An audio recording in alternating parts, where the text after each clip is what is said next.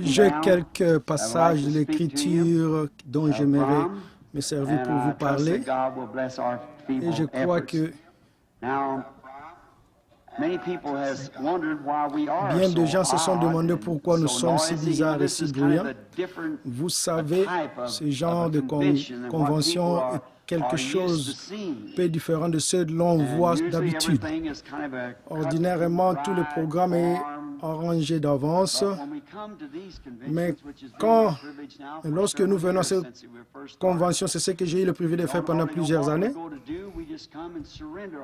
et nous ne faisons alors que nous abandonner, c'est la seule chose que nous savons faire, et Dieu s'occupe du reste. C'est ce qui fait de nous des gens au comportement très bizarre. L'autre jour, quelqu'un disait, vous savez, vous êtes vraiment des drôles d'oiseaux. Et j'ai dit, eh bien, je suppose que oui. Et je me souviens qu'à l'une des conventions, Frère Thomas parlait d'une fois d'un jeune Allemand qui avait reçu le baptême du Saint-Esprit. Et les jours suivants, le lendemain, à la télé où il travaillait, il levait les mains, il louait le Seigneur et parlait en langue et il se comportait bizarre. Et finalement, le patron s'est approché et a dit, « Annie, mais qu'est-ce qui t'arrive ?»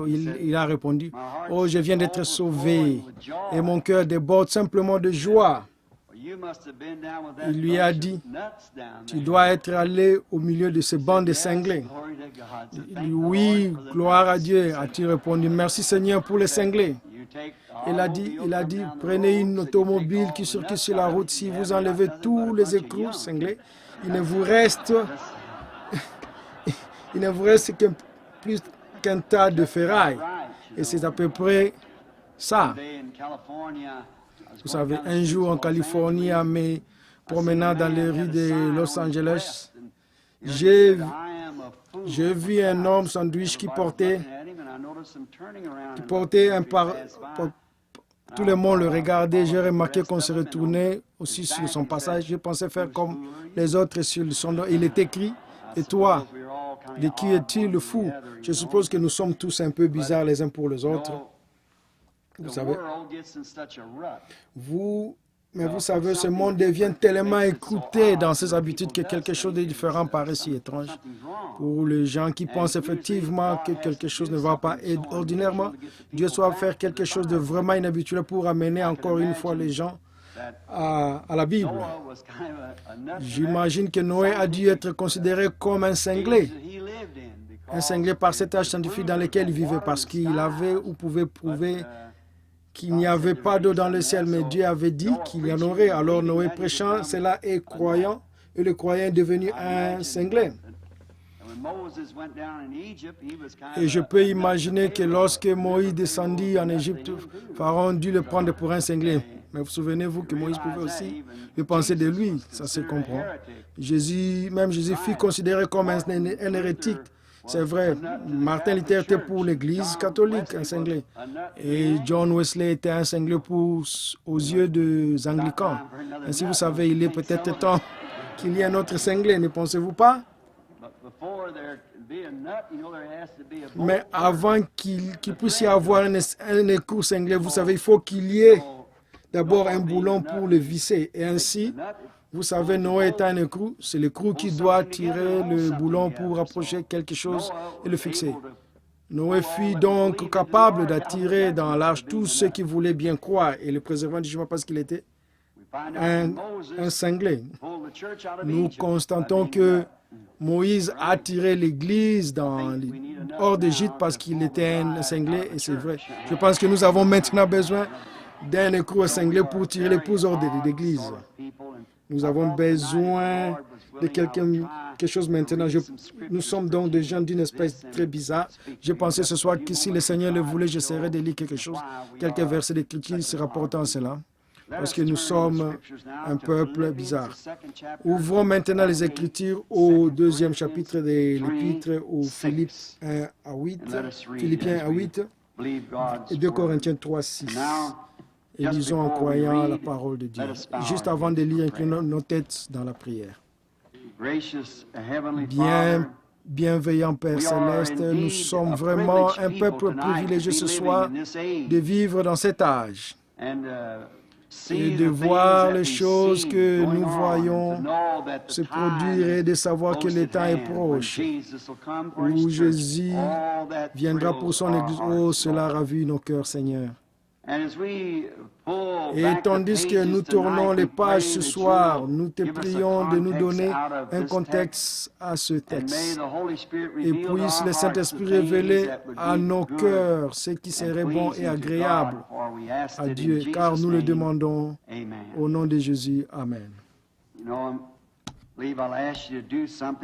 Vous savez, je pense que je vais demander de faire quelque chose et je demande généralement des choses étranges.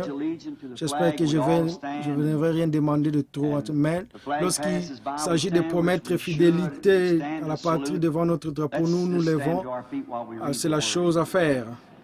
Nous restons debout pour le salut. Alors, pour la lecture de la parole, levons-nous si vous le voulez bien. 2 Corinthiens 3, 6. Il nous a aussi rendu capable d'être ministre d'une nouvelle alliance, non de la chair, mais de l'esprit, de la lettre de l'esprit, car la lettre tue, mais l'esprit vivifie. Aussi le ministère de la mort, gravé avec les lettres sur des pierres, a été glorieux, au point que le fils d'Israël ne pouvait fixer le regard sur le visage de Moïse à cause de la gloire de son visage, bien que cette gloire fut passagère. Combien le ministère de l'Esprit ne serait-il pas plus glorieux si le ministère de la condamnation a été glorieux? Le ministère de la justice est de beaucoup supérieur en gloire. Et sous ce rapport, ce qui a été glorifié ne l'a point été à cause de cette gloire qui lui est supérieure. En effet, si ce qui était passager a été glorieux, ce qui est permanent est bien plus glorieux. Alors, donc, ayant donc cette espérance, nous usons d'une grande liberté et nous ne faisons pas comme Moïse qui mettait un voile sur son visage pour que les fils d'Israël ne fixassent pas le regard sur la fin de ce qui était passager. Mais ils sont devenus durs d'entendement, car jusqu'à ces jours, le même voile demeure quand ils font la lecture de l'Ancien Testament. Il ne s'élève pas parce que c'est en Christ qu'il disparaît. Jusqu'à ces jours, quand on lit Moïse, un voile est jeté sur leur cœur. Mais lorsque les cœurs se convertissent au Seigneur, le voile est ôté. Or, le Seigneur, c'est l'Esprit, et là où est l'Esprit du Seigneur, là est la liberté. Nous tous, qui le visage découvert contemplons comme dans un miroir la gloire du Seigneur, nous sommes transformés en la même image, de gloire en gloire, comme par le Seigneur, l'Esprit. Et dans Philippiens 2, nous lisons ceci, commençons au verset 1. Nous lirons jusqu'au verset 8. Si donc il y a quelque consolation en Christ, s'il y a quelque soulagement dans la charité, s'il y a quelque union d'esprit, s'il y a quelque passion ou quelque miséricorde, rendez ma joie parfaite ayant un même sentiment, un même amour, une même âme, une même pensée. Ne faites rien par esprit de parti ou par vaine gloire, mais que l'humilité vous fasse regarder les uns les autres comme étant au-dessus de vous-même. Que chacun de vous, au lieu de considérer ses propres intérêts, considère aussi ceux des autres. Ayez en vous les sentiments qui étaient en Jésus-Christ, lequel, existant en forme de Dieu, n'a point regardé comme une proie à arracher d'être égal à Dieu, mais s'est dépouillé lui-même en prenant une forme de serviteur, en devenant semblable aux hommes. Et ayant paru comme un simple homme, il s'est humilié lui-même, se rendant obéissant jusqu'à la mort, même jusqu'à la mort de la croix. Prions.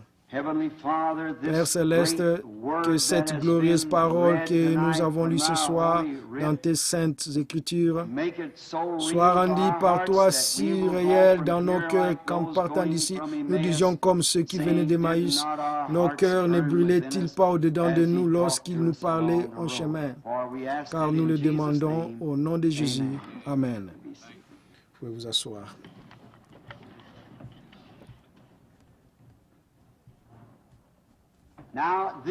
Maintenant, c'est un texte très bizarre, mais je trouve qu'il est tout à fait de circonstance. J'ai désiré parler sur le sujet suivant, les dieux puissants dévoilés devant nous. Eh bien, depuis que l'homme existe, celui-ci a toujours eu dans son cœur un ardent désir de découvrir d'où il vient et pourquoi il est ici et où il va. Il n'y en a qu'un qui puisse le lui dire, c'est celui qui l'a fait venir ici. Et l'homme a toujours désiré voir Dieu. Autrefois, dans l'Ancien Testament, nous voyons que Dieu s'est voilé aux yeux des incroyants. Dieu a une façon bien étrange de traiter avec les gens. Il se cache de l'incroyant et se révèle aux croyants. Dieu fait cela. Jésus rendit grâce au Père de ce qu'il avait caché ces choses aux sages et aux intelligents pour les révéler aux enfants, lesquels sont disposés à apprendre. Nous voyons donc que Dieu par nature ne change pas et qu'il agit toujours de la même façon. Nous découvrons dans Malachie 3 qu'il a dit « Je suis Dieu et je ne change pas ». Par conséquent, il agit toujours selon le même principe. Prenons l'un des plus anciens livres de la Bible. Lorsque Job, l'un des hommes les plus justes de son temps, un homme parfait, selon les lois de Dieu, un serviteur, un noble et honorable serviteur, à tel point que Dieu a dit qu'il n'y a personne comme lui sur la terre. Mais à un certain moment, il eut le désir de voir Dieu. Il savait que Dieu existait et il avait envie de le voir, ou en d'autres mots, d'aller chez lui et de frapper à la porte, de dire « J'aimerais te parler ». Oui, de s'asseoir et de parler avec lui comme nous le ferions entre nous. Nous avons une entente, c'est pourquoi nous avons ces conventions où nous pouvons nous retrouver, exprimer nos pensées, et nous arrivons à une meilleure compréhension mutuelle lorsque nous pouvons discuter ensemble de différentes choses. Les prédicateurs le font, les gens de tout le milieu le font. Ils discutent entre eux. Et Job, Dieu était tellement réel pour lui qu'il voulait voir s'il frappait à sa porte et avoir un entretien avec lui. Nous constatons donc que Dieu lui a effectivement parlé, mais qu'il était voilé. Il était voilé sous forme d'un tourbillon. Il a dit à Job de se ceindre les reins, qu'il allait lui parler comme à un homme. Il est donc descendu dans un tourbillon et a parlé à Job. Et il s'est fait connaître à Job à travers le tourbillon, mais toutefois Job ne l'a pas vraiment vu. Il pouvait juste entendre le vent souffler et tournoyer dans les arbres. La voix est alors sortie du milieu du tourbillon, mais Dieu était voilé dans le tourbillon. En Afrique du Sud, on utilise le mot Amoya qui signifie une force invisible. Et cette force invisible qui se trouvait dans le tourbillon s'est exprimée d'une manière audible. Job en a entendu la voix, mais il n'a pas vu sa forme puisque Dieu s'est voilé dans le tourbillon. Nous voyons que l'un des grands prophètes de la Bible, Moïse, dans l'Ancien Testament, l'un des serviteurs que Dieu avait choisi, sélectionné, prédestiné, lui aussi désirait le voir. Il avait été si intime avec Dieu et avait vu tant de choses provenant de sa grande main mystique qu'il précédait, accomplissant les exploits que Dieu seul pouvait faire. Qu'un jour, il a désiré le voir et que Dieu lui a dit « Viens, tiens-toi sur le rocher ». Et pendant qu'il se tenait sur le rocher, Moïse l'a vu passer, il a vu son dos. Il a dit « Cela ressemblait à un homme, au dos d'un homme ». Toutefois, il n'a pas vu Dieu, il n'a vu que le voile de Dieu.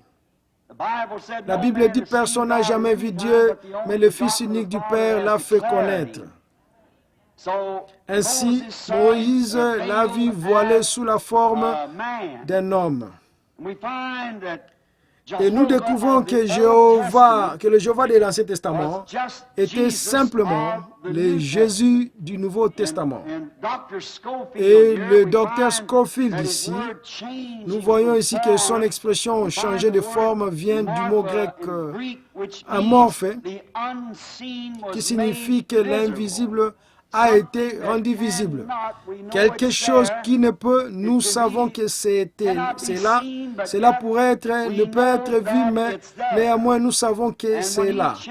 Et lorsqu'il a changé de forme, dit amorphe, ce qui signifie qu'il est passé du surnaturel au naturel. Il n'a fait que changer de masque. Autrement dit, c'est semblable à une pièce de théâtre. Il jouait un rôle. Dans les tragédies grecques, lorsqu'il changeait de masque, peut-être qu'un même acteur allait jouer plusieurs rôles différents. Et ma fille qui est ici, il vient de jouer une pièce de théâtre à l'école secondaire. Et un garçon que je connais, il jouait à peu près 4 rôles. Il allait donc dans les coulisses changer de masque pour revenir interpréter un autre personnage. Eh bien, en prenant les prophéties de l'Ancien Testament qui décrivent le Messie, et en le comparant à la vie de Jésus, vous obtenez l'identité exacte de Jésus. Il n'était pas simplement un homme ordinaire. Il était Dieu, amorphe. Il est passé du surnaturel à la forme naturelle d'un homme. Néanmoins, il était Dieu manifesté dans la chair, dissimulé derrière ses voiles de chair humaine. Examinez l'Ancien Testament. Je sais que je m'adresse ce soir à un auditoire composé de gens de différentes régions du monde. Et nous sommes ici pour découvrir ceci. Que sommes-nous? Que sommes-nous en train de faire? Vers quoi nous nous dirigeons? Qu'est-ce qui se passe? Que signifie tout ceci? Maintenant, nous voyons ici que si vous, les Juifs, hommes et femmes, si le rabbin du temple, jadis, avait considéré la Bible, les prophéties, au lieu de tradition, ils auraient reconnu qui était Jésus. Ils ne l'auraient jamais appelé Belzébuth. Ils ne l'auraient jamais crucifié. Mais tout cela devait être joué, c'est une partie du drame. Et ils étaient aveuglés à ce sujet.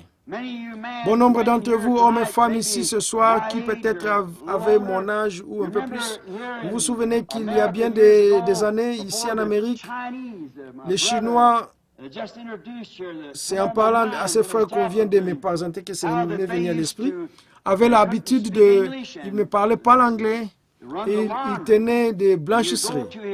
Et vous alliez à leur blanchisserie pour faire votre lessive. Les blanchisseurs chinois prenaient une étiquette et la déchiraient d'une certaine manière. Vous preniez un bout de l'étiquette, lui, l'autre. Et lorsque vous reveniez réclamer vos effets, ces 2 bouts de papier devaient s'imbriquer. Et s'ils ne s'ajustaient pas parfaitement, vous ne pouviez en aucune manière contrefaire la chose parce qu'il en détenait un autre et vous l'autre. Et s'il y avait falsification, vous étiez alors en droit de réclamer ce qui vous appartenait. Et vous récupériez ce qui vous appartenait lorsque vous étiez en possession de l'autre partie du contrat. Ainsi en est-il ce soir. Quand nous possédons l'autre partie du contrat, lorsque Dieu a déchiré en 2 son Fils au calvaire, pris son corps en eau comme sacrifice et fait descendre vers nous l'Esprit, qui avait vécu à un certain moment dans cet homme, Jésus, ce même Dieu est voilé ce soir sous la forme du Saint-Esprit. Ces 2 bouts-là doivent venir ensemble et alors vous faites partie du contrat. Dieu s'est fait homme pour permettre à celui-ci de mieux le connaître. Je lisais une histoire il y a quelques années Et on y racontait qu'un grand et noble roi, je ne me rappelle pas son nom pour l'instant, je ne pensais pas parler de cette histoire, peut-être n'est-elle qu'effective, mais elle fait sortir un point qui servira de base à ce que nous voulons dire. Ce roi, qui était si noble et qui avait tant d'amour pour ses sujets, déclara un jour devant sa garde et la famille royale, dit aujourd'hui, c'est aujourd'hui la dernière fois que vous me voyez pour bien des années. Et sa garde et les nobles lui dirent, bon roi, pourquoi dites-vous cela? Partez-vous pour quelque pays étranger où vous deviendrez un étranger? Il dit non, je vais rester ici même. Mais, dit-il, je vais me mêler à mes sujets. Je vais devenir paysan. Je vais couper du bois avec le bûcheron. Je vais labourer la terre avec le laboureur. Je vais émonder les vignes avec ceux qui émondent les vignes. Je vais être l'un d'entre eux pour mieux me familiariser avec ce qu'ils font. Et je les aime et je veux mieux les connaître personnellement. Ils ne sauront pas que c'est moi. Mais néanmoins, c'est de cette façon-là que je veux les connaître. Et le matin suivant, lorsque ces délégués, tout son peuple le vit, enfin ceux qui étaient dans le palais, a levé sa couronne et l'a posée sur le siège, le trône, et troqué sa robe contre des habits de paysans pour s'en aller parmi les gens du peuple. Or, cette petite histoire nous révèle quelque chose au sujet de Dieu. Ils dirent au roi, nous vous voulons, nous vous aimons et nous voulons que vous demeuriez roi, mais lui voulait devenir l'un d'entre eux afin de mieux le connaître, afin que le connaisse mieux, qu'il le connaisse tel qu'il était. Cela leur montrait ce qu'il était vraiment. Et c'est ce que Dieu a fait. Il s'est transformé de Jéhovah Dieu, qu'il était pour devenir l'un de nous, afin qu'il puisse souffrir, qu'il puisse goûter la mort, qu'il puisse savoir ce qu'était l'aiguillon de la mort et prendre le rançon de la mort sur lui-même. Il a mis de côté sa couronne et son vêtement pour devenir l'un de nous. Il a lavé les pieds parmi les humbles, il a habité sous les tentes avec les pauvres. Il a dormi dans le bois et dans la rue avec les déshérités. Il est devenu l'un de nous, afin qu'il puisse mieux nous comprendre et que nous puissions mieux le comprendre. Maintenant, je pense que nous découvrons là ce qu'il a fait lorsqu'il s'est transformé. Vous remarquerez qu'il est venu en portant 3 noms de fils différents. Il est venu en tant que le nom de fils de l'homme, fils de Dieu, et le fils de David. Il est venu en tant que fils de l'homme. Et or, dans Ézéchiel 2:3, Jéhovah lui-même a appelé le prophète Ézéchiel le fils de l'homme. Fils de l'homme signifie prophète. Il devait venir de cette façon-là pour accomplir Deutéronome 18:15, où Moïse a dit, l'Éternel ton Dieu t'assistera au milieu de toi, un prophète comme moi. Il ne s'est jamais appelé lui-même le Fils de Dieu. Il s'est présenté comme le Fils de l'homme, parce qu'il devait venir conformément aux Écritures. Voyez-vous, il devait faire correspondre exactement ces 2 bouts de papier déchiré. La prophétie de l'Ancien Testament et son propre caractère. Il est donc venu en tant que fils de l'homme. Il est venu sous cette forme-là. Nous voyons qu'ensuite, après sa mort, son ensevelissement et sa résurrection, il est venu le jour de la Pentecôte en tant que fils de Dieu. Dieu l'Esprit, sous la forme du Saint-Esprit, que faisait-il? il s'est métamorphosé, se faisant connaître à son peuple sous une forme différente. Comme le Saint-Esprit qui est Dieu, il est venu agir au fil des âges de l'Église en tant que Fils de Dieu, le Saint-Esprit. Mais dans le millénium, c'est en tant que Fils de David qu'il vient pour s'asseoir sur le trône de David, en tant que roi. Il était destiné à prendre le trône de David. Il est présentement sur le trône du Père. Et puis il a dit, celui qui vaincra s'assoira avec moi sur mon trône comme j'ai vaincu et me suis assis sur le trône de mon Père. Donc, dans le millénium, il sera fils de David. Qu'est-ce? Toujours le même Dieu, changeant simplement son masque. Pour ma femme, je suis un mari. Avez-vous remarqué que la femme syrophénicienne a dit, « Fils de David, aie pitié de moi » et il n'a pas fait le moindre cas. Elle n'était pas en droit de l'appeler ainsi. Elle n'avait aucun droit sur elle en tant que fils de David. Il est le fils de David pour les Juifs. Et maintenant, il est venu, mais lorsqu'elle a appelé Seigneur, c'est ce qu'il était, son Seigneur, elle a obtenu ce qu'elle avait demandé. Maintenant, en tant que... Il ne faisait que se transformer. À la maison, je suis 3 personnes différentes.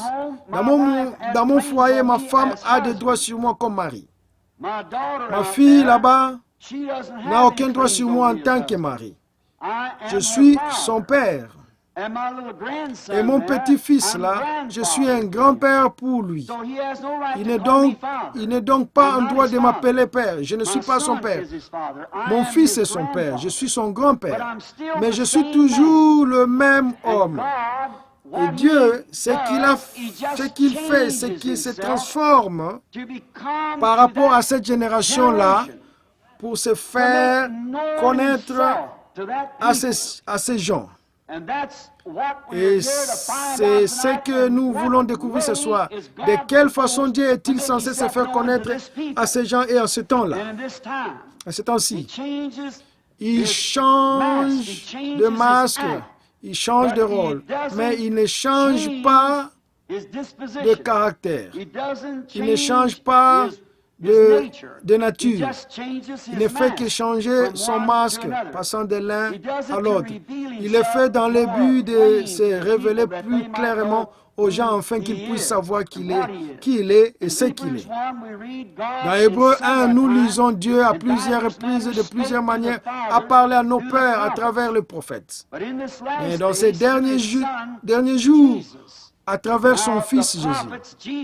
Or, Jésus, lorsqu'il était ici sur la terre, a dit des prophètes qu'ils étaient des dieux. Vous appelez Dieu ceux à qui la parole de Dieu est venue et l'Écriture ne peut être anéantie, a-t-il dit. Il leur a demandé comment donc il pouvait le connaître pour avoir dit qu'il est le Fils de Dieu.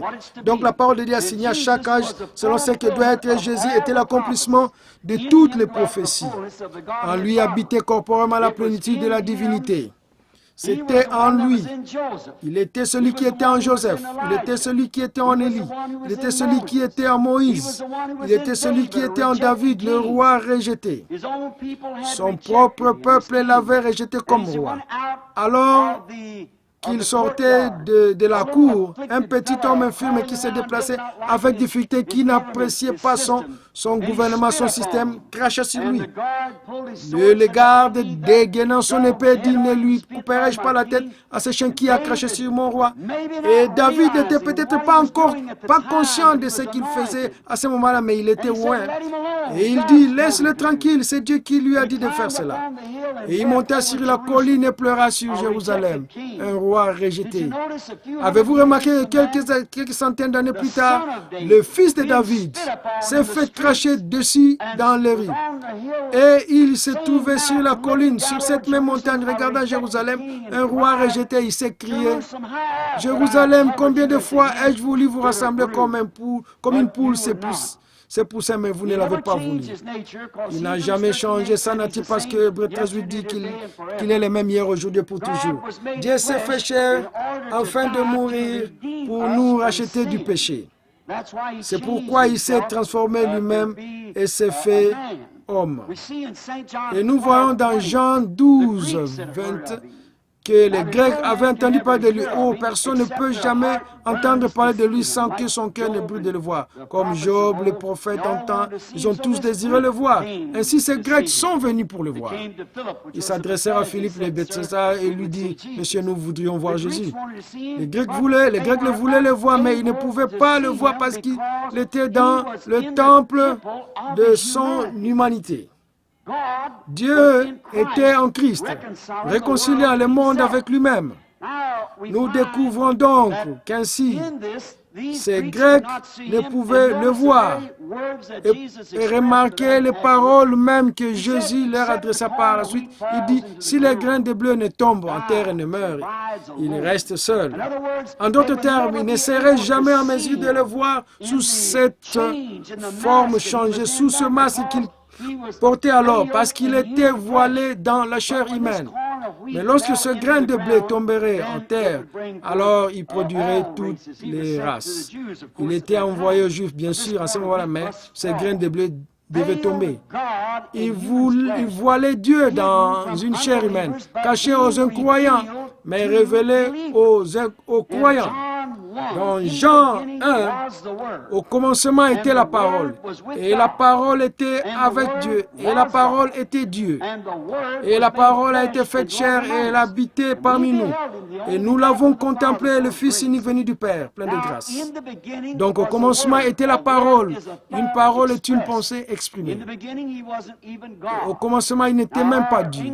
Or, notre mot anglais actuel, God, Dieu, signifie objet d'adoration. Combien cela peut jeter de la confusion dans les esprits. On peut faire de quelqu'un un Dieu. On peut faire un Dieu de n'importe quoi. Mais dans l'Ancien Testament, dans Genèse 1, au commencement, Dieu, le mot utilisé est Elohim. Elohim signifie celui qui existe par lui-même. Quelle différence il y a entre le mot Elohim et notre mot Dieu? Elohim signifie celui qui existe par lui-même. Nous ne pouvons pas exister par nous-mêmes. Nous ne pouvons pas être tout-puissants, omnipotents, omniprésents, omniscients. Ce mot Elohim exprime tout cela. Nous ne pouvons pas être cela. Cet arbre dont vous faites un Dieu ou ce bâtiment n'existe pas par lui-même. Ainsi, Dieu, au commencement, était la vie, celui qui est éternel. En lui se trouvaient des attributs, et ces attributs sont devenus des paroles, et la parole est devenue chair. Jésus était le Rédempteur, et racheter signifie ramener. S'il faut ramener une chose, c'est qu'elle devait d'abord se trouver quelque part pour qu'on l'y ramène. Ainsi, vous voyez, tous ne pourront pas le voir parce que nous tous n'étaient pas dans la pensée de Dieu au commencement. Vous voyez? Regardez ces prêtres. Lorsqu'ils les virent s'exprimer tout à fait conformément à la parole, ce qu'il était, ils dirent, c'est Belzéboub. Cela montrait d'où venait leur nature. Celle-ci reflétait l'opinion moderne de l'époque. Mais cette petite prostituée qu'il rencontra à la porte, à qui il dit, exprimant son signe messianique en lui disant ce qu'elle avait fait. Eh bien, elle répondit, Seigneur, je vois que tu es prophète. Nous savons que le Messie, quand il sera venu, nous annoncera toutes ces choses. Elle le reconnaissait comme le Messie, le oint parce qu'il remplissait les conditions scripturaires. Ne le voyez-vous pas, ce sont ces deux bouts de papier qui seraient rencontrés. Nous savons que lorsque le Messie sera venu, peut-être Dieu a-t-il dû faire de tel ou tel alliage pour obtenir le timbre particulier de cette cloche comme le fait le fondeur. Mais lorsque Jésus s'est retourné et a dit, je le suis, moi qui te parle, il n'a pas été du tout parlé de Belzéboub. Et laissa sa trouche entrer en courant dans la ville et dit, venez voir un homme qui m'a dit tout ce que j'ai fait. Ne serait-ce pas justement le Messie? Voyez-vous? Or, que produisit cette union des Écritures anciennes avec l'expérience que Jésus lui donnait? Quel en fut le résultat? Cela produit le Messie. Et l'avez-vous remarqué, aussitôt ses péchés lui ont été pardonnés. Parce qu'au commencement, elle était rachetable parce qu'elle était dans la pensée de Dieu au commencement. Donc cela l'a rachetée ou l'a ramenée lorsqu'elle a vu la manifestation de l'Écriture exprimant Jéhovah, ce qu'il était, ce qu'il est. Maintenant, lorsque Jésus est venu, s'il était venu avec le message de Dieu, ça n'aurait pas marcher. Construire une arche, ça n'allait pas marcher, ça n'aurait pas marché. Noé était une portion de Dieu. Il ne construisait selon une façon bizarre. Et son message était bizarre parce que c'était la parole rendue manifeste. Il n'aurait pas pu venir avec le message de Moïse parce que ça n'aurait pas marché. Moïse était Dieu partiellement manifesté. Il était la parole exprimée pour cette heure-là. Jésus, lui, ne pouvait pas venir ainsi. La Bible n'a jamais dit qu'il viendrait de cette façon-là. Mais lorsqu'il est venu exprimer exactement de la façon dont le Testament l'avait annoncé, alors tous ceux qui étaient rachetables l'ont recru parce qu'ils étaient le pensée de Dieu. Ces attributs du commencement ont été faits chers et rachetables et ont été ramenés à Dieu. Et à tous ceux qui l'ont reçu, il a donné le pouvoir de devenir enfants de Dieu parce qu'ils étaient rachetables. Dès le commencement, il faisait partie de l'expression. Si nous pouvions nous arrêter ici un instant, si c'était possible, et penser à cela ce soir, au message de l'heure, les pensées exprimées de Jéhovah. Dès avant la fondation du monde, nous est-il déclaré, son nom fut placé dans le livre de vie de l'agneau. Nous pouvons alors voir le deux côtés, comme je le disais au début. Pourquoi l'un est étrange et l'autre pour l'autre? Il doit en être ainsi toujours, il en sera toujours ainsi et il en sera toujours ainsi. Il était la parole a été faite chair et elle a habité parmi nous.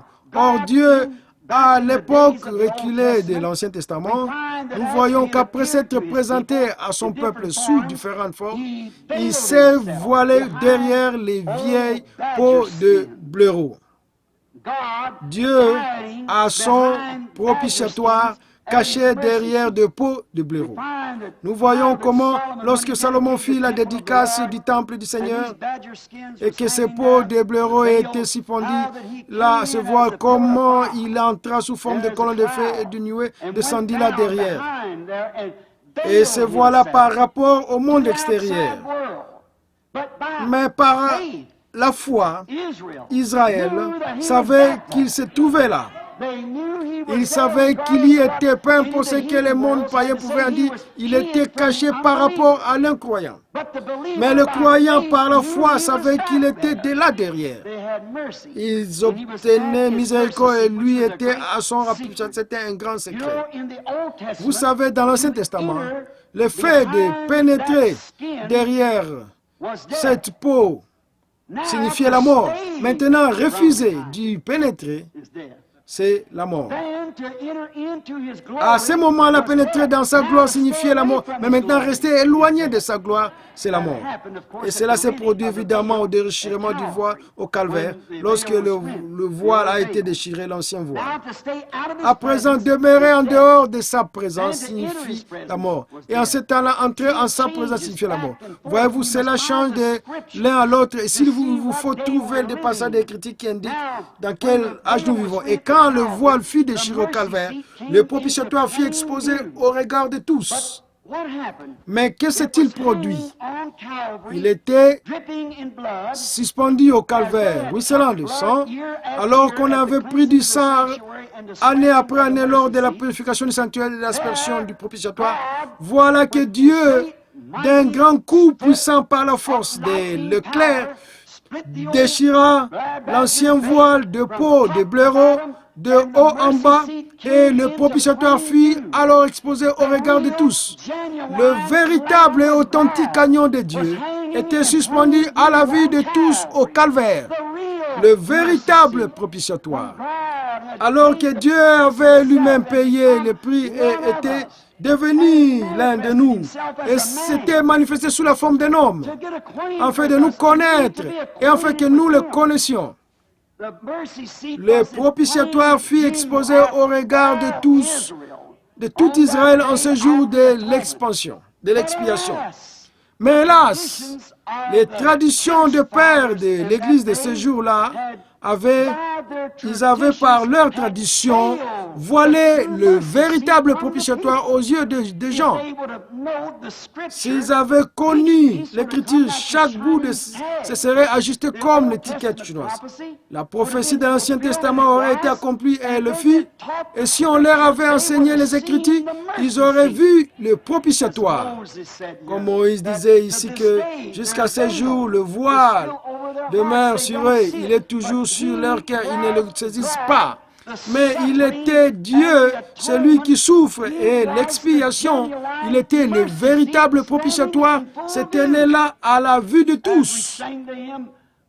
Comme ce cantique que nous chantons, regardez, le voici à la vue de tous, le voici, le puissant conquérant depuis qu'il a déchiré le voile en deux. Voyez-vous, il est venu en tant que propitiatoire, suspendu à la vue de toute la congrégation. Mais eux, influencés par l'opinion populaire, maintenant l'homme et femme et congressistes, j'aimerais vous dire ceci sans exception de personne, en considérant ce jour, en considérant ce pourquoi nous sommes ici aujourd'hui, j'ai bien peur que les traditions des pères de l'Église, aient dérobé ceci à la vie de trop de gens. Depuis que le Saint-Esprit est venu en ces derniers jours, tel que prophétisé, et que le voile a été déchiré, trop de gens essaient de s'accrocher aux traditions de paix, et voilà pourquoi ils ne peuvent pas voir cette joie extrême, cette paix et ces choses que l'Église possède aujourd'hui. Et pourtant, ceux qui croient peuvent le voir clairement. Il a caché la parole promise de ces jours. Maintenant, les traditions ont formé un voile. Ils disent que les jours de miracles sont passés. Un homme me parlait, monsieur très bien cultivé, à Tucson, Arizona, où j'habite. J'avais eu une réunion au Ramada et nous avions parlé au congrès des hommes d'affaires où le Seigneur Jésus avait manifesté sa présence et fait de grandes choses. Et ce monsieur chrétien vint vers moi et me dit, un ministre de l'église, un homme très bien, et il m'a dit, Frère Branham, vous essayez de présenter aux gens un âge apostolique, alors que l'âge apostolique est terminé. Et j'ai dit, je t'ai pris, mon frère, de me montrer dans les Écritures à quel moment l'âge apostolique s'est terminé. L'âge apostolique a commencé le jour de la Pentecôte. Et Pierre a dit le jour de la Pentecôte, la promesse est pour vous, pour vos enfants et pour tous ceux qui sont au loin, à aussi grand nombre que le Seigneur notre Dieu les appellera. Quand c'est-il terminé? Si Dieu appelle encore, c'est donc que l'âge apostolique se poursuit. C'est comme ça que les gens essaient de bander les yeux d'un si grand nombre par les traditions des anciens, comme il en était alors. Et vous manquez de voir pourquoi les gens sont si remplis d'allégresse et si emballés. Et c'est la raison pour laquelle ces conventions paraissent bizarres aux autres, si étranges. C'est que ces gens-ci voient, ils ont franchi les barrières, ils ont franchi ces voiles pour entrer dans la présence de Dieu, où ils voient la promesse de cette heure si manifestée et rendue visible devant leurs yeux. Ils voient ce que Dieu a promis. Dans Joël 2, 28, il a promis qu'en ces derniers jours, une pluie de l'arrière-saison serait répandue sur les gens. Dans les derniers jours. Je pense que le mot grec ékenos, qui signifie qu'il s'est déversé lui-même, non pas comme on pourrait l'entendre dans le sens de quelque chose qui se trouvait à l'intérieur de quelqu'un, qui se serait vidé, mais il s'est déversé lui-même. Il changea son amorphe. Il est passé de ce qu'il était à ce qu'il est. Il ne change jamais de nature. Mais le jour de la Pentecôte, il s'est transformé de fils de l'homme en fils de Dieu. Il est venu, non pas avec les gens, mais il est venir dans les gens. Vous voyez, le même Dieu, dans le but de poursuivre son ministère dans cet âge glorieux. Il a prophétisé dans la Bible qu'un jour viendrait un jour où qui ne serait ni jour ni nuit, mais que vers le soir la lumière paraîtrait. Or, le soleil géographiquement s'élève à l'est et se couche à l'ouest. C'est toujours le même soleil. Or, lorsque le Fils S-O-N s'est révélé dans la manifestation de la parole promise à Israël, les gens de l'Orient, nous avons eu un jour ténébreux. Nous avons eu assez de lumière au temps des réformateurs, ainsi de suite, pour fonder des églises et des dénominations, pour y adhérer, pour y entrer et embrasser les bébés, pour marier les plus âgés, pour ensevelir les morts. C'est ce qui s'ensuit pour vivre dans l'église. Mais au temps du soir, la lumière paraîtra, a-t-il déclaré, au temps du soir. Et aucune écriture ne peut être anéantie. Et le même Fils, S-O-N, qui s'est déversé lui-même, Kénos, les jours de la Pentecôte, a promis de faire de même au temps du soir. Voyez-vous, c'est selon la promesse. Joignez les deux bouts de l'étiquette. Observez ce qui se passe et voyez ce qu'il a promis. Vous verrez alors où nous en sommes. Remettez la chose ensemble et vous pouvez voir le dévoilement de cet être grand et puissant. Les traditions de nouveau voilaient les yeux des gens face à ces grandes choses qui ont été prophétisées. Moïse, lorsqu'il descendit de la montagne qui était embrasée,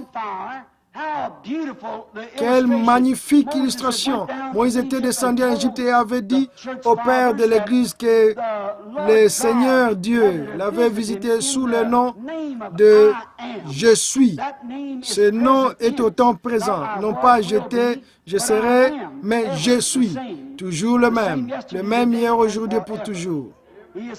Il est au temps présent. Cela est conforme au Hébreux 13. Jésus-Christ le même hier, aujourd'hui et pour toujours.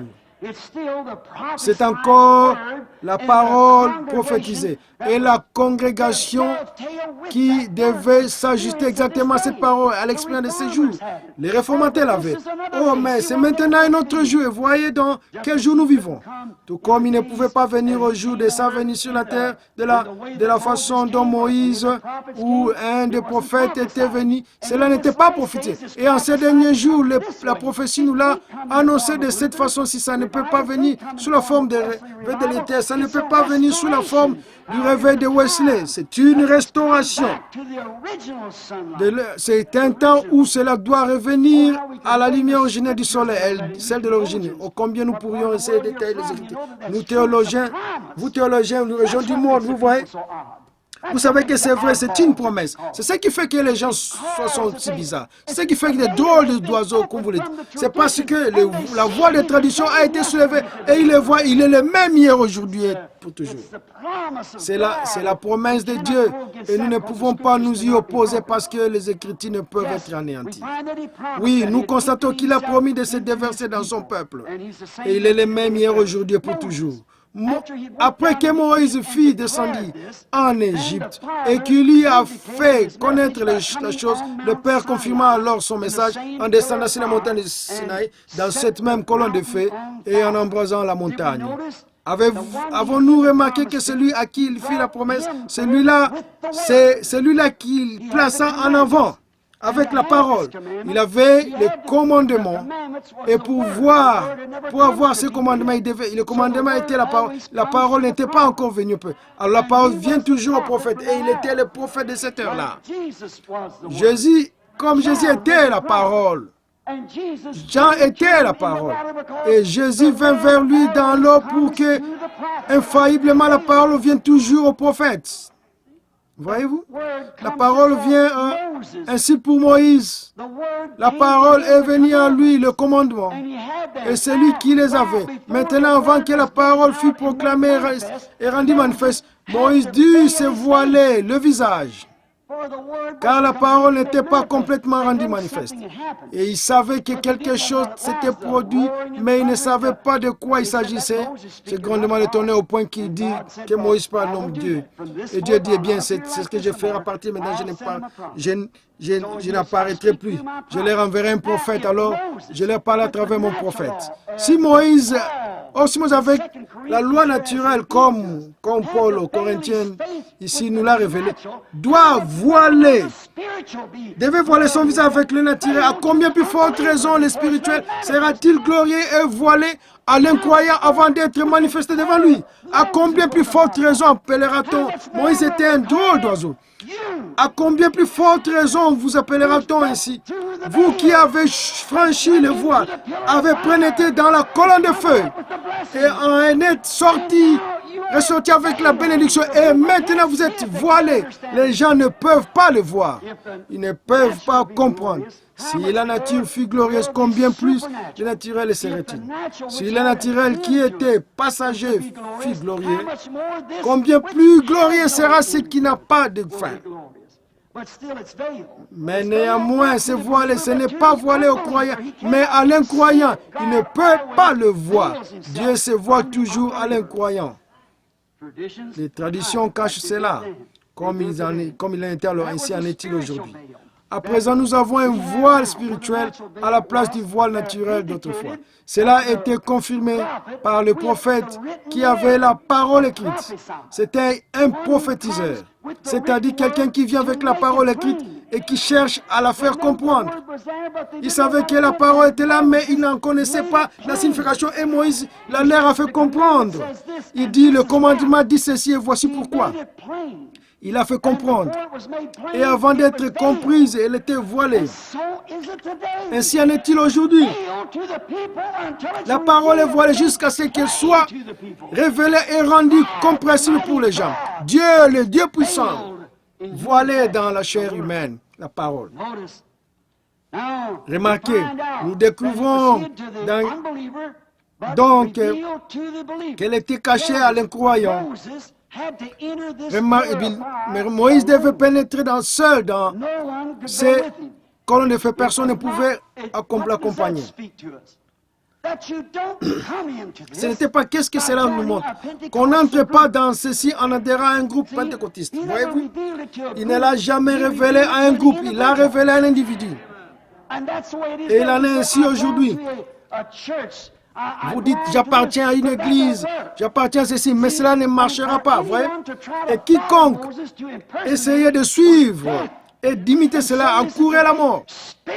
Et il en est de même aujourd'hui, c'est la mort spirituelle qui est d'essayer d'imiter. C'est ce à quoi nous voulons en venir ce soir. Il y a des comparaisons charnelles qui font leur apparition au sein du groupe.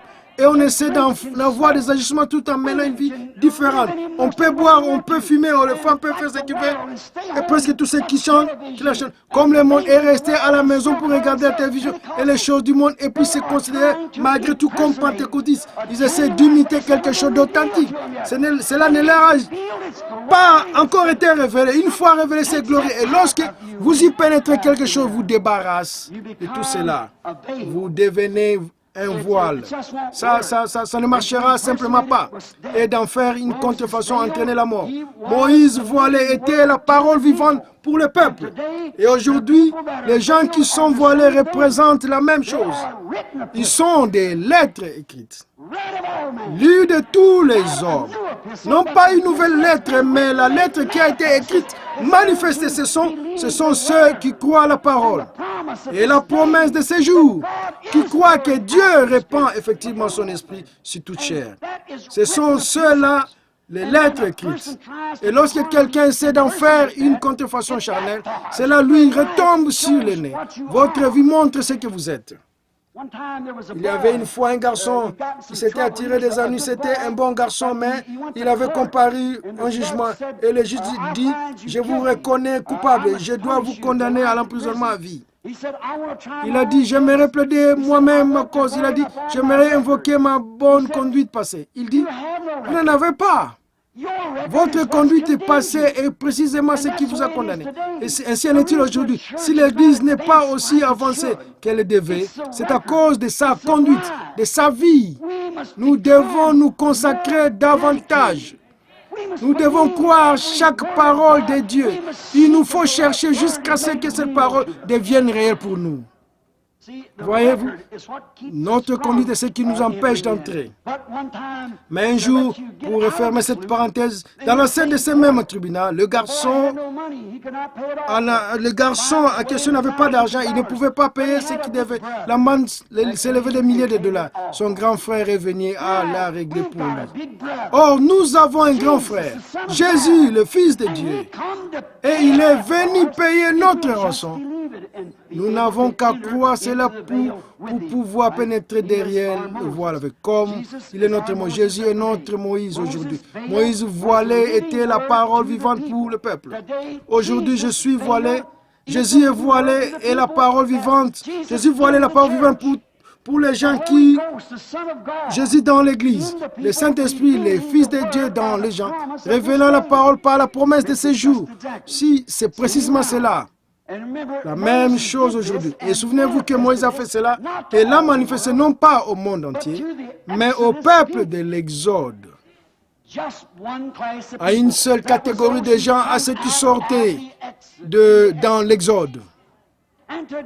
Et aujourd'hui, le Saint-Esprit, en dépit des gens qui disent que la guérison divine n'est pas vraisemblable, alors que j'ai consulté, l'autre jour, un médecin m'a appelé au sujet d'une petite dame, il y a 4 ou 5 de personnes dans la Tidemo et qui m'avaient donné quelque chose à vivre, on avait donné quelque chose. Le médecin mettait... Saint-Esprit les a guéris, les médecins. Cela a dit, comment c'est possible? J'ai dit, c'était mes patients. Ma patiente, j'ai dit, mais elle était, mais maintenant, elle est celle de Dieu. C'est son sujet à présent. Voyez-vous? Ainsi, vous voyez ce qui se passe, c'est que Dieu est en train d'appeler les gens à participer à un exode, à sortir de derrière ces rideaux charnels où l'on essaie d'imiter, où l'on essaie d'adhérer à l'Église. Ceci n'est pas tant les églises méthodiques, baptistes, presbytériennes, mais plutôt les églises pentecôtistes. C'est une affaire individuelle, c'est entre vous et Dieu. Vous devez entrer, pas votre groupe, pas votre église, mais pas votre pasteur, mais c'est vous qui devez y entrer. J'aimerais que vous remarquiez une autre caractéristique de Moïse lorsqu'il est sorti, même s'il était prophète, même s'il était ce grand personnage. Lorsqu'il est sorti avec la parole, le peuple a remarqué qu'il était transformé. Quelque chose lui était arrivé. Lorsqu'il est sorti avec la parole confirmée de l'heure, le commandement, il était une personne transformée. Et il en sera de même pour vous. Lorsque vous sortirez de derrière ce voile humain, qui vous faisait rire d'une réunion comme celle-ci, qui faisait que les hommes s'achoppent à la guérison divine, déclarant les jours des miracles sont passés. Traversez donc ce voile humain, ce voile de tradition, et tout le monde saura que quelque chose vous est arrivé. C'est comme pour notre honorable frère Jim Brown. J'imagine que la plupart des presbytériens savent que quelque chose lui est arrivé. Parce qu'il est sorti de derrière un voile de tradition. Il a vu quelque chose dans ces gens qui l'attiraient et il est sorti de derrière le voile. Eh bien vous, lorsque vous sortirez de derrière le voile, vous serez alors exposé au regard de tous afin qu'ils puissent voir que quelque chose vous est arrivé. La parole voilée pour l'incroyant, mais complètement visible pour le croyant. Jésus-Christ le même hier, aujourd'hui et pour toujours. À cette époque, c'était Dieu.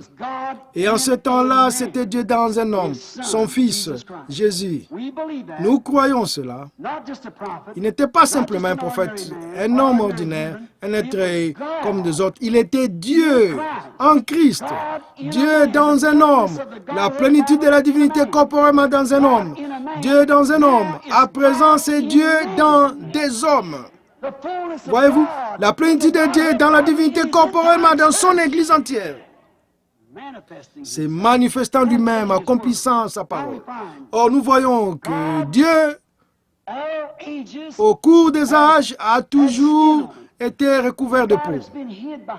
Voyez-vous, Dieu s'est caché derrière une voile. Cela me fait penser à une petite histoire qui s'était passée dans le sud. Là, s'est trouvé un foyer chrétien. Et dans ce foyer chrétien, ils croyaient en Dieu. Et là, ils croyaient que Dieu les protégeait de tout malheur. C'était bien. Et le Benjamin de la famille, un petit garçon âgé de 7 ou 8 ans, allait à l'école du dimanche et c'était un brave garçon, mais il avait peur de l'orage et particulièrement lorsqu'il y avait des éclairs. J'ai raconté ceci à un homme l'autre jour quand on a annoncé la nouvelle de cet homme qui avait été guéri. Et ce même ministre m'a dit, « Il font de vous un Dieu, frère Branham. » Eh bien, vu que c'était un critiqueur, j'ai pensé que je pouvais peut-être couper un peu, pas pour blesser, vous savez simplement. Et j'ai dit, est-ce que cela fait d'un être, c'est fait d'un être non pas un peu, et ça ne vient pas trop de l'écriture, vous voyez? Non, pas du tout, j'ai dit. Parce que Jésus a appelé les prophètes de Dieu, vous voyez? Il disait, mais vous autres, vous essayez de comprendre, ce n'est pas si loin du compte, c'est exactement ça. Cette petite famille, donc, je lui ai raconté cette petite histoire qui m'est venue à l'esprit. Il se trouva qu'un soir, l'orage éclatait, la maman dit à son petit-fils, mon fils, il a dit, mais monte, va dormir. Il a dit, mais j'ai peur, il n'y a rien qui puisse faire le mal, monte, va te coucher. Le petit Benjamin était attendu là, percevant les fenêtres, le petit homme s'est couvert, est devenu s'inquiet, qui s'est caché la tête sous la couverture. Il a entendu malgré tout et il a dit, il est grondement du tonnerre, alors il dit, maman, elle dit, qu'est-ce que tu veux, fiston? Il dit, monte un peu dormir avec moi. Elle monta les escaliers comme le ferait toute bonne mère à dévoiler. Elle monta et prit son enfant dans ses bras et lui dit, fiston, maman désire te parler un tout petit peu. Il dit, très bien, maman. Elle dit, souviens-toi, bien de fois, nous allons à l'église, nous allons constamment, nous prions, nous croyons en Dieu. Nous croyons que dans les orages, dans tout ce qui peut servir, Dieu est notre protection. Il dit, maman, je crois tout ça. Mais lorsque ces éclairs sont si près, je veux un Dieu qui soit recouvert de peau. Et je pense que non seulement c'est le petit garçon, mais nous sommes tous de cet avis-là. Lorsque nous allons ensemble, Dieu est recouvert de peau. Et nous nous rendons compte que Dieu a toujours été recouvert de peau. Lorsque Moïse l'a vu, il était recouvert de peau, il ressemblait à un homme. Lorsque Dieu était derrière le rideau, il était couvert de peau. Et Dieu ce soir dans son église est voilé dans son église, avec de la peau sur lui. Il est toujours le même Dieu ce soir. Nous constatons cela. Mais maintenant, comme toujours, le voile de peau est ce qui déroute à cause des traditions. Ils ne peuvent simplement pas croire que c'est Dieu qui fait guérir ces gens comme ça. Voyez-vous, c'est parce que Dieu voilait dans son église par de la peau. Il est recouvert de peau. Il est caché à l'incroyant et révélé aux croyants. Oui, monsieur. Or, quand leur voile des traditions des anciens est toujours transpercée par... Oh, bien sûr, aujourd'hui, alors, apparaît visiblement, nous le voyons. La divinité a nouveau voilé dans la chair humaine. Hébreux 1 le déclare. Genèse également, nous voyons Dieu éternel. Vous souvenez que Dieu, Jésus a dit, ce qui arriva du temps de Sodome arrivera du même à la venue du Fils de l'homme. La divinité à nouveau voilée dans la chair humaine. Maintenant, rappelez-vous que Jésus n'a pas dit quand le Fils de Dieu sera manifesté au chapitre 17 de Luc, je crois au verset 20 ou 21, quelque part par là. Il a dit quand le Fils de l'homme sera manifesté. Le Fils de l'homme, de nouveau dans l'Église, révélé dans les êtres humains. Non pas le Fils de Dieu, mais bien le Fils de l'homme, à nouveau de retour dans son Église, dans les derniers jours. Nous constatons qu'il a promis cela dans les promesses de Dieu. Et nous remarquons autre chose dans l'Ancien Testament. J'ai ici une référence dans l'Exode. Ces vieilles peaux de blaireau, à quoi servirait-elle? À quoi? À cacher la gloire de Dieu au peuple? Le peau de blaireau. La raison pour laquelle les gens ne pouvaient pas la voir, c'est qu'une peau l'enveloppait. La peau était, la gloire de Dieu était derrière la peau. Et maintenant, la gloire de Dieu est derrière votre peau. C'est juste. Et les traditions ne la voient pas.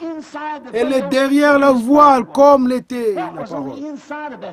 Qu'avait-il l'intérêt de ces pôles, jadis des vieux pôles, et dans l'aspect n'avait rien pour nous plaire. Et puis lorsque cela a été fait de chair et a habité parmi nous, son aspect n'avait rien pour nous plaire. Et c'est la même chose aujourd'hui, il n'y a rien qui soit susceptible d'être désiré par un homme et un homme. Mais c'est ce qui est dans les, qui cache l'intérêt qui compte. Que diriez-vous de cela? Peu importe ce qui fait autrement. Ce qui se cache derrière cette peau, c'est ce qui se trouve là-dedans, c'est ce qui compte. Les gens sont aveuglés. La peau aveugle les gens, voyez-vous? Je me rappelle qu'autrefois, cette femme, c'est ce qu'il a été autrefois, mais qu'en est-il de maintenant? Ces mêmes peaux qui couvraient jadis le pot de bleu, cache maintenant la gloire de Dieu, la brute derrière. Elle couvrait un animal, mais maintenant, elle abrite la gloire de Dieu. Et votre peau, elle aussi peut être transformée ce soir et devenir un lieu d'habitation pour Dieu. Dieu faisant sa demeure dans le genre humain. Remarquez que ces vieilles peaux de blaireau, nous découvrons que derrière elle, à l'intérieur, il y avait la parole. Et la parole, il y avait aussi le pain de proposition. L'arche était aspergée. Qu'y avait-il? La gloire de Shekinah était à l'intérieur. Or, la parole est une semence. Elle ne peut pas produire avant que le soleil ne l'enteigne. Le soleil doit briller sur la semence pour qu'elle donne, pour qu'elle produise. Et c'est le seul moyen. Vous prenez la parole, vous prenez la parole de Dieu dans votre cœur et avancez dans la gloire de Shekinah. Et à ce moment-là, cela produira le pain de proposition, la manne qui n'est donnée qu'à un peuple mis à part. Le seul qui puisse en manger, à qui il soit permis de manger, sont les gens qui ont reçu la permission, qui reconnaissent cela. Paul a dit transformer de gloire en gloire, voyez. Il y a finalement un retour à la gloire originelle. C'est pareil à une semence de bel jour. Les grains de blé tombent à terre. Qu'est-ce qui se passe d'abord? Les germes, il produit une petite pousse. Ensuite, il arrive à l'aigrette. Puis de l'aigrette, il retourne à son grain originel. Eh bien, c'est exactement ce que l'Église a fait. Elle est passée par Luther, Wesley, et maintenant, elle revient au grain original, à sa gloire originelle, à sa gloire du commencement. Le soleil qui s'est levé à l'est est le même soleil qui manifeste la même chose à l'ouest. C'est transformant de gloire en gloire.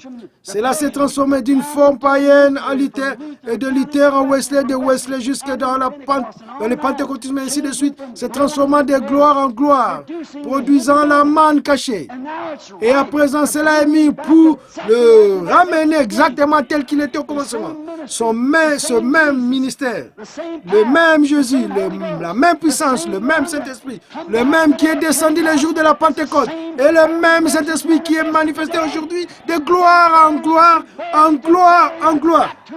Et il est revenu à sa semence originelle avec le baptême, avec les mêmes signes, les mêmes prodiges, le même baptême, le même genre de personnes agissant de la même façon, avec la même puissance, la même sensation. Cela va de gloire en gloire. Et la chose suivante sera le changement de cette gloire-ci à un corps semblable au cœur de sa gloire. Au corps de sa gloire, là, et alors nous le verrons. Abraham a vu la même chose. Maintenant, remarquez, nous voyons comment cela fut changé depuis le calvaire. Nous sommes invités à partir de cela. 1 Corinthiens 12 déclare, nous sommes baptisés dans son corps. D'un seul esprit, nous sommes tous baptisés. Non d'une seule eau, mais d'un seul esprit, nous sommes tous baptisés. C'est juste. Bon, et nous devenons une partie de lui. J'espère que je ne vous retiens pas trop longtemps, voyez-vous. J'espère que... Mais c'est tout à fait semblable à une grande symphonie dont le thème serait des caractères dramatiques. Je ne m'y connais pas très bien en symphonie ou en théâtre. Mais j'ai regardé cette pièce de théâtre dont je vous parlais, Carmen, dans laquelle ma fille et les autres jouaient dans cette symphonie dans Carmen. Ils interprétaient, la musique interprétait la même chose. Ainsi en est-il, on est baptisé en Christ par le Saint-Esprit. Maintenant, beaucoup d'entre vous ont dû lire ou entendre l'histoire de ce grand compositeur russe qui a composé Pierre et le loup. Et ils interprètent cela avec des cymbales et tout. Et quelqu'un qui connaît l'histoire de la sur un texte et qui peut en entendre cette symphonie. Suivant la façon dont elle exprime le drame et l'interprète, reconnaissant chaque changement. On peut regarder ici et voir le changement. Mais maintenant, qu'arrive-t-il si le compositeur écrit quelque chose et qu'on constate que ce n'est pas interprété tout à fait correctement, nous découvrons alors qu'il y a quelque chose qui se produit. Il y a quelque chose qui manque. Quand nous voyons celui qui l'a composé, l'a créé et l'a mis sur papier, si pendant que la symphonie est jouée, en entendant une fausse note, alors il y a quelque chose qui ne va pas. Le chef d'orchestre a donné le mauvais mouvement. Et voilà ce qui se passe aujourd'hui, mes frères luthériens, mes frères baptistes, mes frères pentecôtistes, tous mes frères de différentes dénominations. Voilà ce qui arrive. Voyez-vous, vous essayez de faire une note qui a été jouée au jour de Luther ou de Wesley. Et alors, quand fait la partition qui indique c'est maintenant un autre jour, voyez-vous, nous ne pouvons pas vivre de la lumière de Luther. Il était un réformateur. Nous apprécions sa part, mais nous avons fini de la jouer. Nous en sommes maintenant ici, tout à la fin des livres, voyez. Nous ne pouvons pas jouer cela. Oh, le seul moyen pour vous de placer jamais parvenir, mes frères, mais celui-ci. Les Français du monde, des différentes régions du monde, devrais-je dire, il n'y a qu'un moyen pour ces chefs d'orchestre d'y prendre. Il doit entrer dans le même esprit que celui dans lequel le compositeur se trouve, et alors il est bon.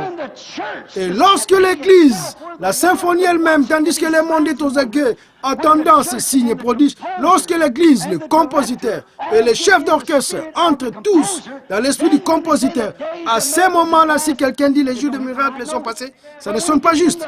Mais quand on s'imprègne du bon mouvement de l'esprit, comment y parviendriez-vous sans que l'esprit du compositeur descende? Amen. Alors quand vous dites les jours des miracles ne sont jamais terminés, la symphonie s'écrit Amen.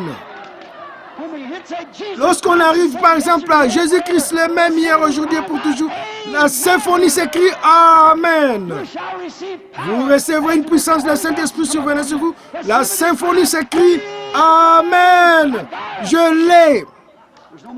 Ce ne sont plus des hypothèses, alors toute la symphonie est en parfaite harmonie avec la parole.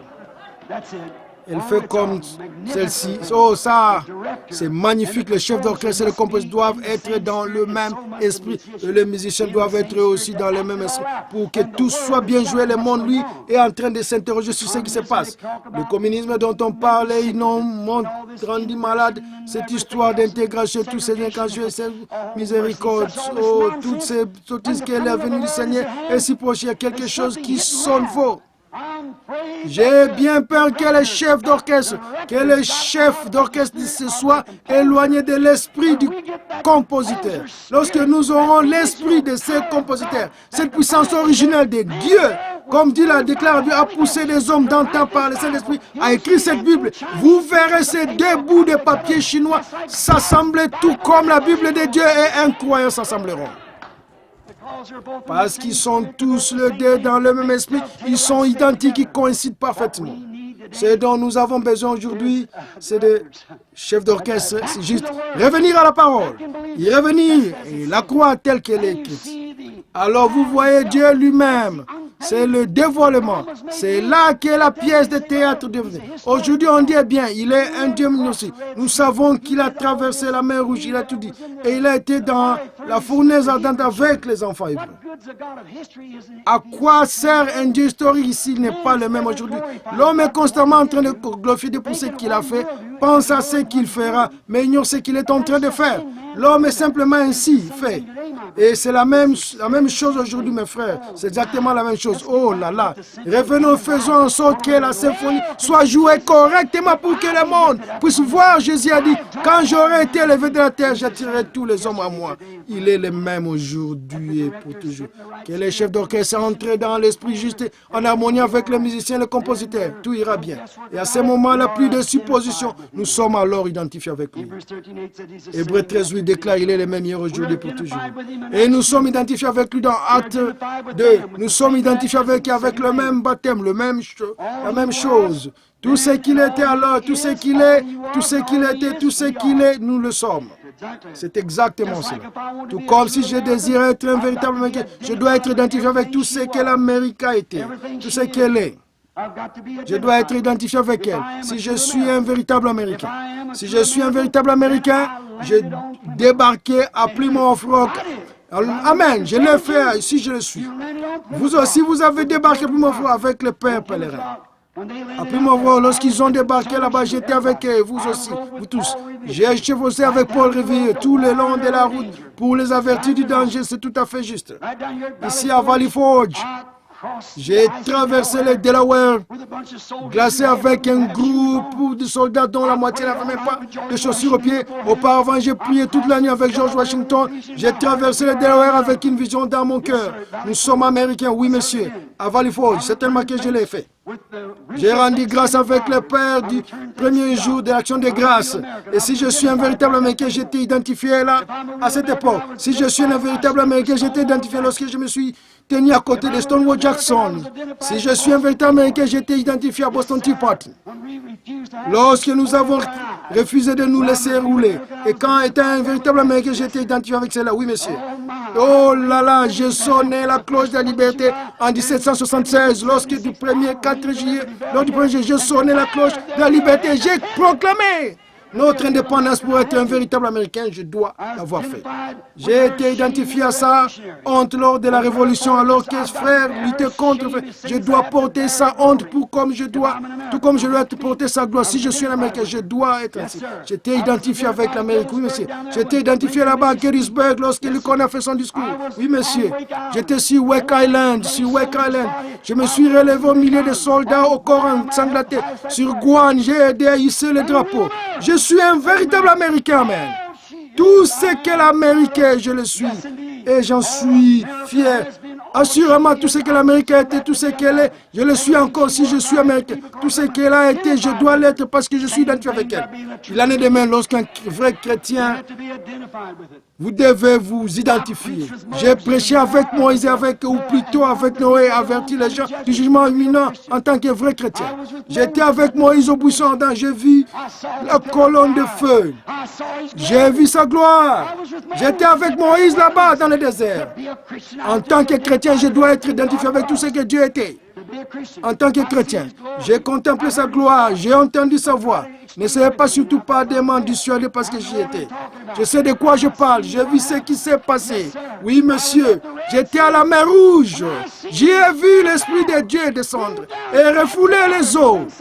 Non pas à travers un lit de ruisseau comme on essaie de prétendre aujourd'hui, mais à travers une mer profonde de 30 mètres. J'ai vu l'Esprit de Dieu avec moi et j'ai traversé à sec cette mer Rouge. J'étais à la montagne de Mont Sinaï et j'ai vu les éclairs, la foudre tomber. J'ai mangé la manne avec eux là-bas. J'ai bu à ces rochers. J'y bois encore ce soir. J'étais identifié avec les mangeurs de manne. J'étais identifié avec ceux qui ont bu du rocher. J'étais aussi identifié lorsque Josué sonna de la trompette et que la muraille de Jéricho s'écroula. J'étais dans la fosse au lion avec Daniel. J'étais dans la fournaise ardente avec les enfants d'Israël. J'étais avec Élie sur la montagne du Carmel. J'étais avec Jean-Baptiste en présence de ses détracteurs. J'ai vu l'Esprit de Dieu descendre. J'ai entendu la voix de Dieu dire, celui-ci est mon fils bien-aimé en qui j'ai trouvé mon plaisir. Oui, Messie, assurément, j'étais identifié avec lui. C'est tout à fait juste. J'étais identifié là au sépulcre de Lazare lorsqu'il a ressuscité Lazare. J'étais identifié avec la femme au puits lorsqu'il appelait ses péchés. Oui, monsieur. Certainement, j'étais identifié avec lui dans sa mort. Et j'étais identifié lors de ses premiers jours de Pâques. Je suis ressuscité d'entre les morts avec lui. Je suis identifié avec lui dans sa mort. J'ai même trouvé avec les 120 dans la chambre haute. J'étais identifié là avec eux. Oh, je me sens religieux. Oh là là, j'y étais identifié. Je suis l'un d'entre eux. J'étais identifié, j'ai fait la même chose, la même expérience qu'eux en tant que vrai chrétien. J'étais quand cela se produit. J'ai été témoin de la venue de ce vent puissant et impétueux. J'étais témoin de cela. J'ai senti la puissance de Dieu qui ébranlait. J'étais avec ceux qui parlaient en langue. J'ai senti l'onction envahir l'endroit. J'étais avec eux. J'étais avec lorsque le Saint-Esprit s'est mis à parler en langue pour leur cri. J'étais avec Pierre en présence des critiques. Lorsqu'il a prêché ce sermon mémoire, j'étais identifié avec lui, monsieur. En Actes 4, lorsqu'ils se sont assemblés, j'étais avec eux quand les bâtiments coulés. Après la réunion de prière, les bâtiments où ils étaient assis a tremblé. J'étais identifié avec lui. J'ai prêché avec Paul à l'aéroport. Oui, monsieur. J'étais avec Jean Silly de Patmos. J'ai vu ça, la seconde venue. J'étais avec Luther dans la réforme, j'étais avec Wesley. C'est Brandon arraché aux flammes lors de la grande révolte contre l'église anglicane. J'étais avec lui. Et me voici ce soir en 1964 à Philadelphie, Pennsylvanie. J'identifié avec le même genre de groupe, avec le même type d'expérience. Je dois l'être si je suis chrétien. Je dois demeurer identifié là où la parole de Dieu est manifestée. Et je m'identifie à un groupe qui sent l'Esprit de Dieu. Je m'identifie à un groupe qui sait qu'il est dévoilé, qui sait qu'il est le même hier, aujourd'hui et pour toujours. Et qui sait que ceci n'est pas du fanatisme. C'est Jésus-Christ le même hier, aujourd'hui et pour toujours. Je m'identifie à ce groupe-ci ce soir. Et pourtant, on les traite des bandes hérétiques, des bandes fanatiques à cause de la parole de Dieu. Mais je n'ai pas honte de l'évangile de Jésus car c'est une puissance de Dieu pour le salut de ceux-là. Je suis avec ces épîtres vivants dont je parlais qui sont confirmés. Dieu voilé sous forme humaine dans les hommes et des femmes. Oh Dieu, dans son anamorphe à nouveau s'est dévoilé, s'est fait connaître à son peuple. Le grand roi qui s'est dépouillé de sa gloire. Encore un peu de temps, le monde me verra, mais je serai voilé pour eux. Mais vous me verrez, car je serai avec vous et même à vous, jusqu'à la fin du monde. Me transformant de Luther à Wesley continuellement, de gloire en gloire, je suis toujours le même Dieu qui retourne à sa gloire originelle. Alléluia. Il a franchi chaque voie dimensionnelle, chaque mur du son. Ce son qui dit, oh, c'est du fanatisme et d'emblée, il a franchi cela. Ce son qui s'est fait entendre là-bas disant, oh, ces gens sont fous. Il a d'emblée franchi ses voiles. Eh oui, il a fait, et vous n'y arrivez pas. Vous n'êtes qu'une bande de fanatiques d'entourner. La guérison divine n'existait pas. D'un coup, il a franchi cela. Oh là là, car sa parole l'a déclaré. On ne saurait vaincre la parole de Dieu. Oh, il se tient là ce soir encore, le puissant conquérant. Après avoir franchi chaque voie, méthodiste, baptiste, presbytérien et tous autres gens, il se tient encore au milieu de son peuple ce soir. Les traditions n'ont pu les conquérir. Les gens peuvent dire ce qu'ils veulent, dire faire ce qu'ils veulent, faire tout ce dont ils veulent. Dieu franchira d'un coup ce mur du son. Et souvenez-vous, on m'a dit que lorsqu'un avion franchit le son du mur, il n'y a plus de limite à sa vitesse. Et moi, je vous dis que lorsque vous franchissez ce mur de tradition qui dit que Jésus-Christ l'a déjà, mais il ne l'est plus maintenant, et que vous découvrez qu'il est le même hier aujourd'hui, il n'y a aucune limite à ce que Dieu peut faire d'ici même. Dans cette convention, il fera voir au monde dont il a besoin, mais non d'une expression internationale, mais d'un rêve international. Il peut être rempli, baptisé de la présence de Dieu vivant. Amorphe se voilà lui-même dans la chair humaine. Alléluia. Je le crois. Chaque mur, chaque voile a été franchi, chaque voile, rien ne pourra cacher sa présence lorsque les gens ont faim dans leur cœur. C'est un voile ici le point d'être franchi, vous pouvez en être ici. Il a déchiré tous les voiles sur son glorieux Saint-Esprit. Il est ici ce soir, les puissants conquérants. Aujourd'hui, pour les mêmes hier, aujourd'hui pour toujours. Guérissant les malades, baptisant les croyants qu'il a toujours fait. Il est le puissant conquérant. Les démons qui ont été condamnés sont en fuite. Oui, messieurs. Ils le sont toujours lorsqu'il est présent. En terminant, permettez-moi de dire ceci. Je lis, il y a bien des années, une histoire où c'est d'un vieux violoniste. Il possédait un vieux violon qu'il allait vendre et on voulait le vendre pour une certaine somme. L'actionnaire dit, qui me donnera tant? Je crois qu'on lui en a pour faire quelques petites monnaies, peut-être 50 ou quelque chose comme cela, une fois deux. Tout d'un coup, un homme s'éleva et l'arrière lui dit, un instant, il s'avança et prit le violon. Imaginons qu'il ait joué. Il y a une fontaine remplie de sang tiré de sang de mal où les pécheurs se plongent sous ce flot, perdent toute marque de culpabilité. Et lorsqu'il a posé, il y avait dans ce lieu pas un seul, c'est sec. Et il a dit 5 000, 10 000. Il était alors de plus. Pourquoi? Le vieux maître du violon avait révélé sa véritable valeur. Oh, frères et sœurs, laissez donc le maître de cette parole, celui qui l'a écrite, ce glorieux Saint-Esprit, frotter son arche de la colonne du colophane et le prononcer, le promener sur notre cœur. Tirez, il y a une fontaine remplie du sang tiré des vins d'Emmanuel. Vous en constaterez la pleine valeur, vous verrez Dieu. Exposez au regard, vous verrez qu'il est exactement Quand où il s'est énoncé, il s'est déversé directement eux. C'est exact. Vous dites, frère Branham, j'ai essayé, j'ai fait ceci, c'est la haute. Alors, un jour à Casbah, Nouveau-Mexique, j'avais une réunion, nous sommes descendus visiter un vieux crépère, des chauves-souris. D'un endroit donné un peu de frisson, nous y sommes donc descendus et brusquement, la lumière était éteinte. Oh là là, vous pouvez imaginer combien c'est là.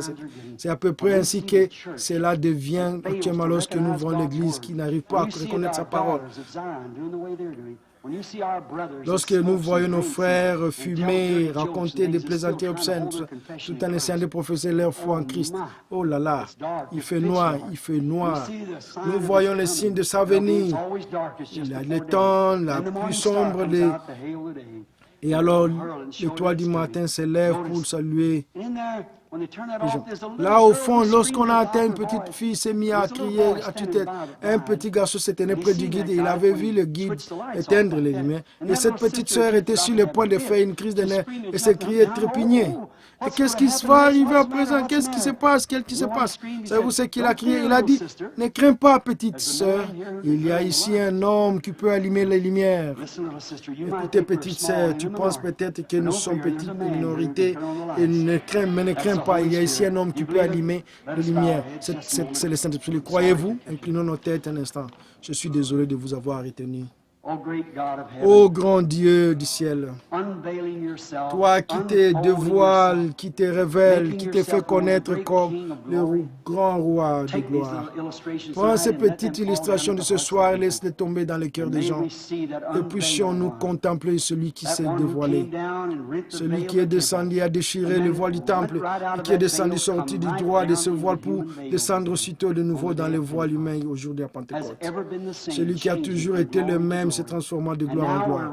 Et maintenant nous sommes revenus tout comme le fait la nature tout droit à la sémence originelle, passant d'un âge à l'église directement à un autre. Et en ces derniers jours, nous voici revenus exactement à ce qui à l'origine est devenu le jour de la Pentecôte et descendu le jour afin d'accomplir chaque écriture, la lumière au temps du soir, les œuvres que je vous les ferai. Père, s'il y en a un ici qui n'a jamais encore traversé cette voie, ou s'il y en a un ici qui n'est fait, qui imitait quelqu'un qui lui a traversé la voie, fais-lui grâce ce soir. Père, puisse-t-il voir ce puissant conquérant, cet élan ici plein de grâce et de puissance pour pardonner. Accorde-le, Père. Tandis que nos têtes sont inclinées, y en aurait-il combien plutôt voudraient dire, frère Branham, je lève la main, priez pour moi, gardez la tête inclinée. Je désire franchir chaque voie jusqu'à ce que je puisse réellement voir le conquérant. Que Dieu puisse, là où, que Dieu vous bénisse, vous bénisse, que Dieu vous bénisse. Levez la main, dites, frère Branham, quoique je sois chrétien, que je sois le final, je n'ai jamais vraiment franchi ce voile. Je ne l'ai pas encore vraiment fait. Je ne possède qu'à une époque. Prenez une fleur que tu viens en serre chaude, vous devez la cajoler, la dorloter, la vaporiser. Mais cette plante originale poussant dans le désert, pourtant, le même genre de fleur, ne reçoit pas une seule goutte d'eau. Cependant, aucune bestiole ne vient sur elle. Pourriez-vous comparer le christianisme d'aujourd'hui à ce qu'il était alors? Pouvez-vous imaginer ce groupe qu'on appelle de par le monde actuel des chrétiens, soit comme celui de la Pentecôte? Ou pouvez-vous imaginer cela? Non. Qu'y a-t-il? C'est une reproduction. Michel-Ange, qui a créé ce monument de Moïse, pouvez-vous en procurer une reproduction? Bon chapeau, mais l'original. Celui qui a peint la Sainte Seine, je suppose que la peinture originale pourrait coûter des millions de dollars. Si encore, je ne sais même pas où elle se trouve. Mais vous pouvez en acheter une reproduction bon marché pour environ $1. Est-ce qu'en est-il aujourd'hui un chrétien bon marché, une production, simplement, on peut les acheter pour une cigarette ou pour une femme aux cheveux, aux lèvres peines, on peut l'acheter pour n'importe lequel des modes de ce monde. Mais l'authentique, on ne peut y toucher. Je le vois bien en vie, le même hier, aujourd'hui et pour toujours. Oh chrétien, ne désires-tu pas être un véritable chrétien? Vous qui n'avez pas encore levé la main, le feriez-vous alors? Je vais vous prier pour l'instant. Que Dieu vous bénisse, que Dieu vous bénisse. Notre Père céleste, ta parole ne retournera point à toi sans effet. Tu es celui qui a fait la promesse. Je suis seulement responsable de dire que c'est toi qui l'as dit. Je ne fais que répéter tes paroles. Tu as dit, celui qui écoute ma parole et croit celui qui m'a envoyé la vie éternelle. Tu l'as promis. Et Seigneur, nous savons qu'il y a aujourd'hui cette reproduction. Plusieurs qui prétendent croire, mais ils ne le font, ils ne le croient pas. Cela se voit. Mais Seigneur, il y en a d'authentiques ici. J'étais plus simplement d'accorder ce soir à chaque homme ou femme, garçon ou fille, peu importe leur nationalité, leur couleur, l'église à laquelle, où Dieu remplit-les. Puisse-t-il voir la réelle manifestation de ce même Jésus aujourd'hui, ici parmi nous, tel qu'il était au jour de la Pentecôte, où il s'est révélé pour cet âge, comme étant le Saint-Esprit. Voyant que la parole est compliquée, les prophéties, si nous croyons, nous comparons aujourd'hui ce qu'on appelle l'Église, le Conseil mondial des Églises, si nous comparons cela à la promesse de la Pentecôte, il n'y a pas de comparaison possible. Nous ne pouvons pas faire laver nos vêtements sales avec ces tickets-là. Mais Seigneur Dieu, si nous voulons bien revenir à cette fontaine, il y aura un processus de purification. Alors notre expérience et la parole de Dieu coïncideront, alors que nous pourrons réclamer nos biens. Accorde, Seigneur, alors que j'ai remis ce peuple entre tes mains. Donne à chacun ce dont il a besoin, Père. Nous le demandons au nom de Jésus. Amen. Que Dieu vous bénisse. Merci beaucoup d'être resté debout, d'avoir attendu longtemps. Je suis désolé de vous avoir retenu jusqu'à 22h10. Je vais maintenant remettre le service, je pense, au maître des cérémonies.